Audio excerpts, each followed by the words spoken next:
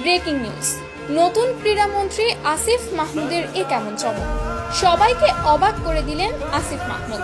দীর্ঘ 4 বছর পর আবারও জাতীয় দলে ফেরালেন সাব্বির রহমানকে। আর তাই নতুন ক্রীড়ামন্ত্রী আসিফ মাহমুদের এক কথায় আজ পাকিস্তান সফরে টি-20 সিরিজ খেলতে যাচ্ছে সাব্বির রহমান। দর্শক, বিস্তারিত জানুন পুরো প্রতিবেদনে। 4 বছর পর সাব্বির রহমানের জাতীয় দলে ফেরা নিয়ে যা বললেন নতুন ক্রীড়ামন্ত্রী আসিফ মাহমুদ। তিনি বলেন, সাব্বির অভিজ্ঞ ক্রিকেটার, টি-20তে আন্তর্জাতিক এবং ঘরোয়া ক্রিকেটে ওর খেলার অভিজ্ঞতা থেকেই দলে নেওয়া হয়েছে ওকে। আমরা টিম ম্যানেজমেন্টের সবার সঙ্গে আলোচনা করেই সাব্বিরের ব্যাপারে সিদ্ধান্ত নিয়েছি। কিছু কিছু জায়গায় কিছু খেলোয়াড়কে এভাবে চিন্তা করতে হয়, আন্তর্জাতিক অভিজ্ঞতা দেখতে হয়, কারণ আমাদের বাড়তি মিডল অর্ডার ব্যাটসম্যান দরকার টি-20তে। আর সেজন্য সাব্বিরের মতো হার্ড হিটার দলে থাকা মানে ভিন্ন কিছু।